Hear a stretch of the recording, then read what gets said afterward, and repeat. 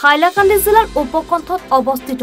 লক্ষীনগৰ গাঁৱৰ জনসাধাৰণে দীৰ্ঘদিন ধৰি জলসংকটৰ সন্মুখীন হৈছে। এই সমস্যা সমাধানৰ দাবীত গাঁওবাসীয়ে সাম্প্ৰতিক সময়ত হাইলাকান্দি জিলা আয়ুক্তৰ ওচৰত এখন স্মাৰক পত্ৰ জমা দিয়ে। স্মাৰক পত্ৰত গাঁওবাসীয়ে উল্লেখ কৰে যে লক্ষীনগৰ এলেকাত জলসংকট ক্ৰমে গভীৰ হৈছে। গাঁওখনৰ প্ৰধানকৈ চাহ বাগিচাৰ শ্ৰমিকসকলৰ বসবাস। এই পৰিস্থিতিত চৰকাৰৰ জল জীৱন মিছনৰ অধীনত Lakshinagar grant Khasia Punji pipe water supply scheme নামৰ জল যোগান প্ৰকল্প আৰম্ভ হোৱাৰ স্বত্তেও ঠিকাদাৰে নিয়ম উলংঘা কৰি কাম চলাইছে বুলি অভিযোগ উত্থাপন কৰিছে স্থানীয় ৰাইজে। জনসাধাৰণৰ প্ৰয়োজনীয় সুবিধা উপলক্ষে আৰু দীৰ্ঘস্থায়ী সমাধান নকৰি প্ৰকল্পটো চলোৱাৰ অভিযোগ উত্থাপন হৈছে। ঠিকাদাৰে জল যোগানৰ বাবে সঠিক বৰিং প্ৰক্ৰিয়া নকৰাকৈ এখন স্থানীয় মৎস্য খনন কৰা পুখুৰী ব্যৱহাৰ কৰাৰ গুৰুতৰ অভিযোগ উত্থাপন হৈছে। ফলত এই পানী কোনোমতে গ্ৰহণযোগ্য নহয়।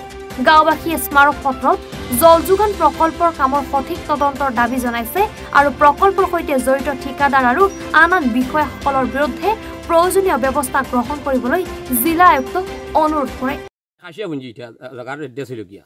এটা পেজি আইছে নজমুল হক মানে বুধ লস্কর তার কন্ট্যাক্ট পাইছেন ভাইয়া কাজটা আরম্ভ দিয়েছেন যে সময় দেওয়ার পরে আমরা কয়েকজন আইসি আবার পরে আমরা কইছি পেয়েছি কত টাকা স্কিম কিলা কিতা তারা কইছেন 34 লাখ টাকা না কত কইছেন আমরা বুধ স্কিম কোয়ার পরে আমরা কইছি দেখো আমরা এই জায়গা লাগিয়ে আমরা বহুত বেশি মানে জল লাগিয়ে ভুক্তভোগী আমরা মানে বর্তমানে কেউ ভাদ্র মাস আইসে জল নাই কত 12 লিটার জল খাওয়া চলে আর তো কইছি জেলা কাজটা সুন্দর মতো দাদা ওরকম একটা কাজটা করিয়া গেল ঠিক আছে কোনো অসুবিধা নাই। এরপরে তারা কিতা করছো কেন বোরিং সোরিং কিছু না করিয়া অন্য একটা ফিশারি আছে আমি ভিডিও মাধ্যমে দেখবো আপনারা গেলে 3 ফুট এবারে 2.5-3 ফুট জল হইব আস্তা ফিশারি মাছ লাগে চলে কবিলা দেখাই দিতে পারবো আর কি তাও বারিশাত বর্ষার সময় কোনো জল থাকে নাই কেন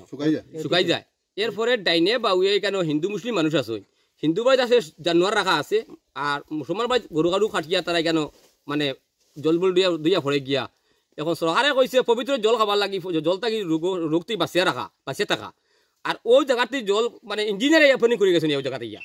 ও আমি এদিন আসলাম না যাই তার নসিবটা বালা আমরা পাবলিকে আবদা করলাম 2-4 জন আসুন ফাড়া দিকে জায়গা তো খাইয়া পুঁজি ফাড়িয়া জায়গা তারা এখানে কিতা করছেন বহলম আগুয়া মানুষের লিয়ে তারা মানে সালেনাস করিয়ে তারা ইঞ্জিনিয়ারে দিয়া গেছেন গিয়া তো ওটা আমি চাই সরকারের মানে আকর্ষণ করবার লাগি ডিসি স্যার মহমুদের আমরা হাইলাকান্দি ডিস্ট্রিক্টর ডিসি স্যারের কাছে মানে বিনিময়ে মানে অনুরোধ করি আমরা সারায় যে যাতে আমরা জলটা পাইতাম স্কিমে যারা খাজ আছে সরকারি মতো তারা খাজটা করিয়া পাইপ বর্তমানে বাবাইল আছে এরপরে মানে তা কইবার নাই কি তারা মানে মাতিলে যেটা পারা করিলেও লাগে ওরা 50 দেখা মুড়াইম তারা মানে ঠিকাদার হন দাম দিয়েছিল আমরা মানে তা কইবার না কি নাম করিয়ার নাই আর কি এটা কি মানে আমরা বাধ্য হয়েছি সোশ্যাল মিডিয়াত আইয়া মানে কইতে বাধ্য হয়েছি আমরা বর্তমানে আমরা গাওলায় আমরা ডিসিশন নিছি ডিসি স্যারের কাছে আমরা যাইমু আজকে যাইমু এখন গিয়ে আমরা ডিসি স্যারের কাছে এটা বিচার দিমু এই বাদে ফেব্রুয়ারি বিচার পাই না দিছি আমরা আর আটটা দেবার কোনো জায়গা নাই আর। হাইলাকান্দিৰ পৰা সুৰজিৎ দে ৰিপৰ্ট এনি ভাৰত 24। জুবিন গাৰ্গৰ গীতসমূহৰ ওপৰত আধাৰিত গানে কি আনে নামৰ এটা সুন্দৰ অনুষ্ঠান আপোনালোকৰ ওচৰলৈ আহি আছে অতি শীঘ্ৰে। অহা 15 আগষ্টৰ পৰা ধেমাজিৰ পৰা প্ৰথম অডিশ্যন আৰম্ভ হ'ব আৰু সেই অডিশ্যনৰ যোগেদি বিভিন্ন কণ্ঠশিল্পীসকলে যিসকলে এই অনুষ্ঠানত যোগদান কৰিব বিচাৰে তেওঁলোকে এই অডিশ্যনৰ যোগেদি আগবাঢ়ি আহক আৰু